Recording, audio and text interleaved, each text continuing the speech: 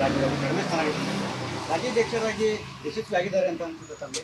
ನೋಡಿ, 5 ಲಿಂಗಾಯತ ಕ್ಷೇತ್ರಗಳು ಬೀದರ್, ಆಮೇಲೆ ದಾವಣಗೆರೆ ಇರಬಹುದು, ಅದೇ ರೀತಿ ಕಲಬುರಗಿ ವೀರಶೈವ ಸಮಾವೇಶಗಳನ್ನು ಮಾಡಿದ್ರಿ, ಚಿಕ್ಕೋಡಿಯಲ್ಲಿ, ಅದೇ ರೀತಿ ಕೊಪ್ಪಳದಲ್ಲಿ 4 ಕಡೆಗಳಲ್ಲಿ ನಿಮ್ದು ಲಿಂಗಾಯತ ಕ್ಯಾಂಡಿಡೇಟ್ ಇದ್ದಾರೆ. ಅಲ್ಲಿಯ ಸಮುದಾಯ ಲಿಂಗಾಯತವಾಗಿ ಯಡಿಯೂರಪ್ಪ ಕ್ಯಾಂಡಿಡೇಟ್ ಬೇಸರ ಆಯಿತು, ವಿಜೇಂದ್ರ ಅವರು ಬಂದರು, ಆದ್ರೂ ಕೂಡ ಸೋತಿರೋದ್ರ ಬಗ್ಗೆ ನಿಮ್ಮ ಅಭಿಪ್ರಾಯ?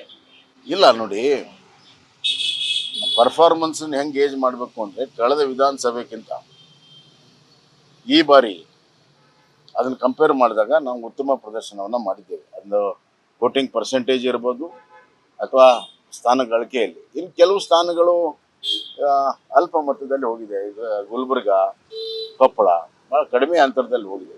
ಇಲ್ಲಿ ಜಾತಿ ಪ್ರಶ್ನೆ ಬರೋದಿಲ್ಲ.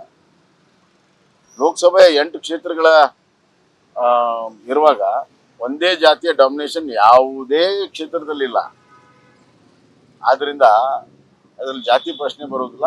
ಕೆಲವು ಪ್ಲಸ್ ಸ್ವಲ್ಪ ಇಲ್ಲಿ ಸರ್ಕಾರ ಇದೆ, ಶಾಸಕರಿದ್ದಾರೆ, ಗ್ಯಾರಂಟಿಗಳಿದ್ದಾವೆ. ಇದರ ನಡುವೆನೂ ಕೂಡ ನಾವು ಸಾಧನೆಯನ್ನು ಮಾಡಬೇಕಾಗಿತ್ತು. ಹೀಗಾಗಿ ನನ್ನ ಪ್ರಕಾರ ಇಂಥ ಸಿಚುವೇಶನಲ್ಲಿ ವಿಧಾನಸಭೆ ಕಂಪೇರ್ ಮಾಡಿದ್ರೆ ಉತ್ತಮವಾದಂಥ ಪ್ರದರ್ಶನ ರಾಜ್ಯ ಬಿಜೆಪಿ ಮಾಡಿದೆ ಅಂತ ನನಗೆ. ಮೈತ್ರಿ ಯಾವ ರೀತಿ ವರ್ಕೌಟ್ ಆಗಿದೆ? ತುಂಬಾ ಚೆನ್ನಾಗಿ ಆಗಿದೆ.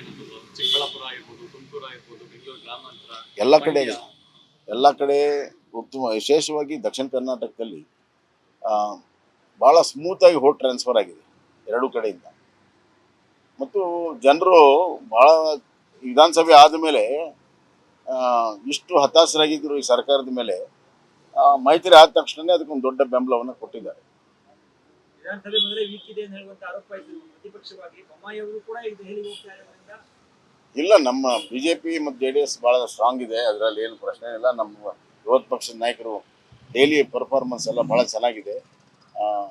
ಎಲ್ಲ ವಿಷಯದಲ್ಲಿ ಮುಂಚೂಣಿಯಲ್ಲಿದ್ದಾರೆ. ಪ್ಲಸ್ ಯುವ ಶಾಸಕರ ದೊಡ್ಡ ಪಡೆ ಇದೆ, ಅವರು ಕೂಡ ಒಳ್ಳೆಯ ಅವಕಾಶ ಸಿಗ್ತದೆ. ಬರುವಂಥ ದಿನಗಳಲ್ಲಿ ಅತ್ಯಂತ ಪ್ರಭಾವಶಾಲಿಯಾಗಿರುವಂಥ ವಿರೋಧ ಪಕ್ಷ ಆಗ್ತದೆ ಮತ್ತು ಸರ್ಕಾರವನ್ನು ಮಣಿಸುವಂಥ ವಿರೋಧ ಪಕ್ಷ ಆಗ್ತದೆ.